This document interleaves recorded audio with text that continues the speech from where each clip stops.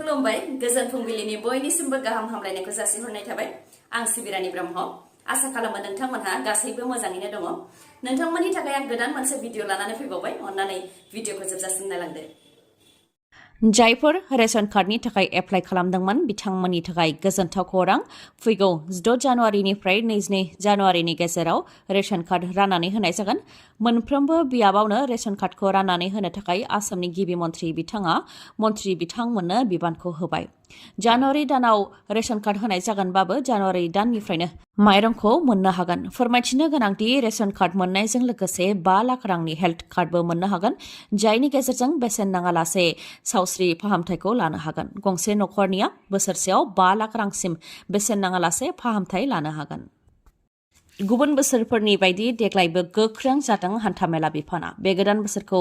बरायनायाव आरो फोरबोनि थाखाय रंजानायनि गेजेराव गारि मटर सालायनायनि बेलायाव माखासे नेमखान्थि फोसावदों कक्राझार जिल्ला हान्थामेला बिफाना आरो बे नेमखान्थिफोरा कक्राझार जिल्लायावल' नङा गासै आसामावनो बाहायजागोन बेनिखायनो नोंथांमोनहाबो नेमखान्थिखौ फिन खेबसेबाव मिथिनानै लानाया गाहाम जाहाथे खैफोदाव गोग्लैनो गोनां जाया नेमखान्थिफोरा जाहैबाय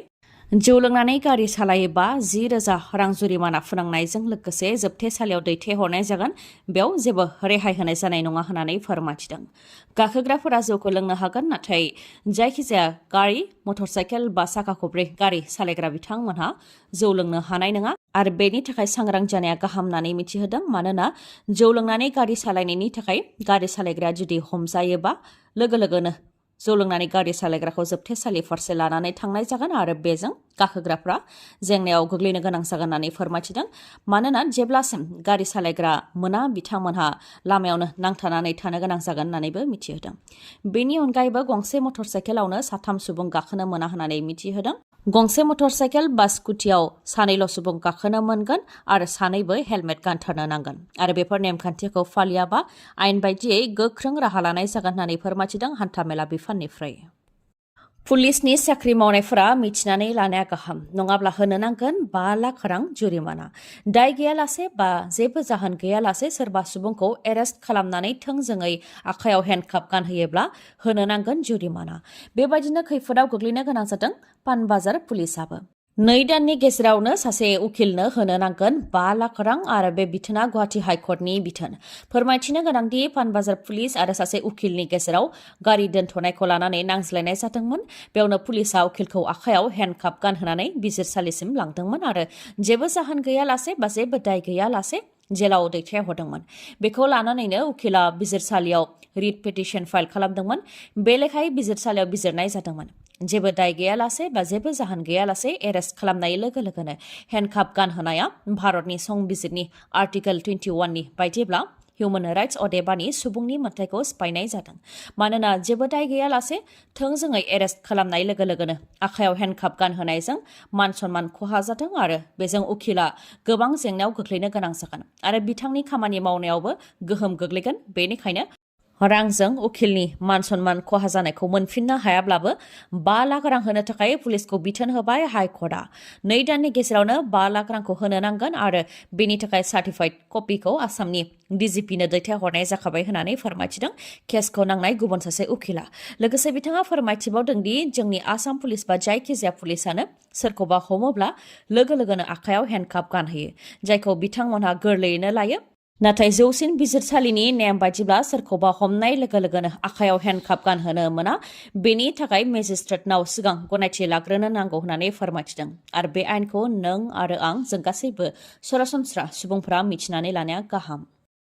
गासै भारतनि थागिबिफोरनि थाखाय मोनसे दुखुनांथाव खौरां जम्मु एन्ड काश्मीराव जवानफोरनि सायाव दासान्दि गुलि गावनाय जाथाय जागासिनो फिन जम्मु एन्ड काश्मीरनि पुन्छ जिल्लायाव इन्डियान आर्मिनि 4 जवानखौ गावथारदों उदखारिफोरा जम्मु एन्ड काश्मीरनि पुन्छ जिल्लानि सावनी ओनसोलाव जादों बे गुलि गावनाय जाथाया उदखारिफोरा इन्डियान आर्मिनि 2 गारि गंसे ट्राक आरो जिपसि गारिखौ जमनानै गुलि गावदों जायजों 4 जवाना थैनो गोनां जादों आरो 3 जोखोम जादों थांनाय दानावबो राजौरी जिल्लानि बाजिमल हाग्रायाव इन्डियान आर्मिनि सायाव गुलि गावदोंमोन जायजों 5 इन्डियान आर्मिया थैनो गोनां जादोंमोन आरो बे 5नि मादाव 2 केप्टेनमोन बे जाथायनि अनगायैबो पुन्छ जिल्लायावबो पुलिसनि इउनिटआवनो बेफ्रुग्रा बमा दोनहैदोंमोन आरो बेफोर गासै जाथायखौ लानानैनो जम्मु एन्ड काश्मीरनि माखासे जिल्लाफोराव दासान्दि गोख्रोङै संदाननाय हाबाया मावगासिनो दंमोन बेयावनो आरोबाव जमनानै थानाय उदखारिफोरा इन्डियान आर्मिनि गंनै गारिनि सायाव गुलि गावदों, जायजों 4 इन्डियान आर्मिनि जवाना थैनो गोनां जादों।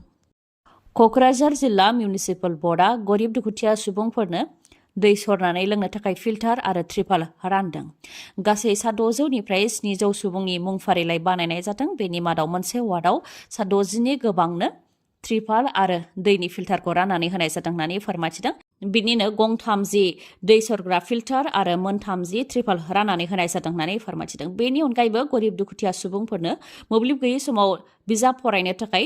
हम सलार राननानै होनो थाखायबो बिटिआर सरकारा थांखि लादों होननानै फोरमायथिदों। बेनि अनगायैबो मोनफ्रोमबो वार्डआवनो सलार लाइट होनाय जागोन आरो गिबि वार्डनि थाखाय सलार लाइटफोरखौ बानायनो बिथोन होनाय जाखाबाय होननानैबो फोरमायथिदों क'क्राझार जिल्ला मिउनिसिपाल बर्डनिफ्राय। पार्लियामेन्टनिफ्राय दासिम सा 143 एमपिफोरखौ सासपेन्ड खालामनाय जाबाय, जायनि थाखाय बिथांमोनहा मैया पार्लियामेन्टनि मोखाङाव जिरायनानै धर्ना होदों आरो दिनैबो बिथांमोनहा दिल्लीनि जन्तर मन्तराव धर्ना होनाय हाबाफारि लागोन। थांनाय बावैसो सान सिगां पार्लियामेन्टआव जानाय जाथायखौ लानानै भारतनि गाहाय मन्त्रि नरेन्द्र मदि बिथां आरो नखर मन्त्रि अमित शाह बिथाङा फैनानै जाहाथे बिबुंथि होफैयो, बेनि थाखायनो दाबि खालामबोदों बेरेखा दोलोनि एमपिफोरा, जायनि थाखाय बिथांमोनखौ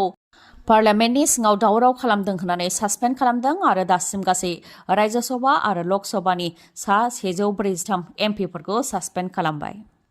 फोरमायथिनो गोनांदि पार्लियामेन्टआव जानाय जाथाय थांनाय बावैसो सान सिगांसो पार्लियामेन्टनि सिङावनो सासे सिनाय मोनै सुबुङा पाब्लिक गेलारिनिफ्राय एमपिफोरनि सायाव बाज्रुमनानै मोनफानि उनाव मोनफा टेबोलाव बारस्लायलांदोंमोन आरो गुबुन सासेया गोमो गाबनि उखुन्दै एंगारदोंमोन। बे जाथायखौ लानानैनो प्राइम मिनिस्टार नरेन्द्र मदि आरो इउनियन हम मिनिस्टार अमित शाह बिथांमोनखौ पार्लियामेन्टआव फैनानै खेंफोरथि होनो थाखाय खावलायदोंमोन बेरेखा दोलोनि एमपिफोरा। गारि मटर, सना रुफा आरो रांखौ गोमासि आरो सोरबा खावसि नोंथांमोनहा जेरैबायदि जोथोनै लाखियो, बेबायदिनो दाउ, अमा, बोरमा आरो मोसौखौबो जोथोनै लाखिनायनि सम फैबाय। मानोना थासारिया बेबायदिनो जाबाय। बेसेन गोसा गारि मटर, सना रुफा आरो रां खावनायनि अनगायैबो मोसौनि फारसेबो थांबाय सिखावनि नोजोरा। टाउन ओनसोलाव सिखावनि उदखार जानायनि अनगायैबो गामि ओनसोलावबो सिखावनिफ्राय रैखा गैला। फिन सासे बर' सुबुङा मोसौ खावजादों। फुंनि 10 रिंगासो समावनो मोसौखौ खावदों। फोरमायथिनाय बायदिब्ला मोसौनि दुरुंखौ बेखेवनानै मोसौखौ खावनानै लांदों सिखावा। फोरमायथिनाय बायदिब्ला मोसौआ जारोम गाबनिमोन। बेनिखायनो सोरबाफोर मोसौखौ नुसनबायोबा खौरां हरनो थाखाय खावलायहरदों आरो जाय बिथाङा खौरां हरनो हागोन बिथांनोनो नोगोद 40,000 रांबो बान्था महरै होनाय जागोन होननानै फोरमायथिदों। खौरां हरनो थाखाय 9401330003 बे जानबुं नाम्बाराव फोनांजाबनो थाखायबो खावलायहरदों मोसौ खावजानाय बिगोमाया। मोसौ खावजानाय बिगोमाया चिरां जिल्ला बेंटल बिक्रमपुर नोलोबारि गामिनि थागिबि। CSBखौ सिफायनायनि ओंथियानो बिटिआरआव साख्रि होनो हाया आरो जेब्लासिम बिटिसिआव CSBखौ दाफिननाय जाया अब्लासिम बिटिसिआव जेबो साख्रि होनो हानाय नङा, बेयो रोखा। बेखौ बुंथिदों मालती रानी नार्जारी बिथाङा। लोगोसे बिथाङा बुंथिबावदों दि जेरावनाखि बिटिआर सरकारा बिटिसिआव साख्रि होदों होननानै बुंथिदों, नाथाय बेफोर गासैबो नंखाय। बेफोर गासैबो साख्रिया आसाम सरकारनिफ्राय होनाय साख्रिसो होननानै बुंथियो बिथाङा आरो बुंथिबावो दि प्रमद बर'आ थगायोल'।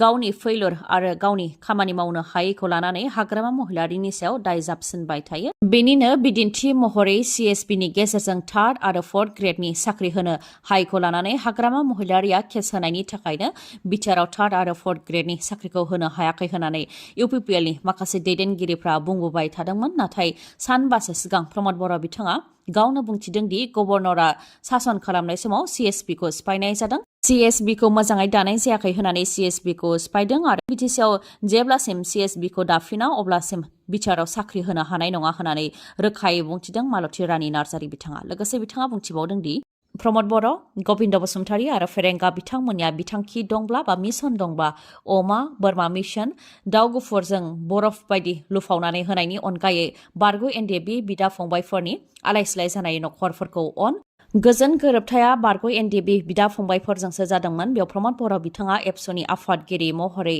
थाफादों आरो बे गोरोबथाखौ खालामदों। नाथाय दिनैसिमबो रन्जन दैमारिजों लोगोसे NDB बिथांमोनहा 35 बोसोर हाग्रायाव थानानै सोमावसारनायनि उनावबो गोरोबथा खालामखांनायनि उनावबो दिनैसिमबो जोबथेसालियावनो थानो गोनां जादों आरो गोबाङानो कर्ट कासारियाव खारनो गोनां जायो। जायनि जाहोनाव एनडिएफबि बिदा फंबायफोरनि नखरा आलाय सिलाय जानानै दङ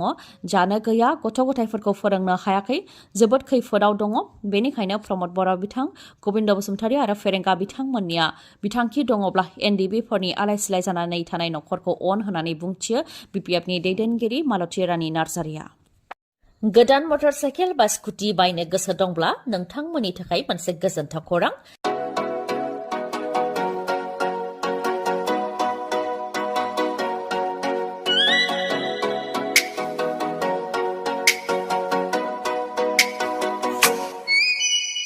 मानिकपुर पुलिस थानानि साखाथियाव थानाय मानास अट' हन्डा श'रुमा फिन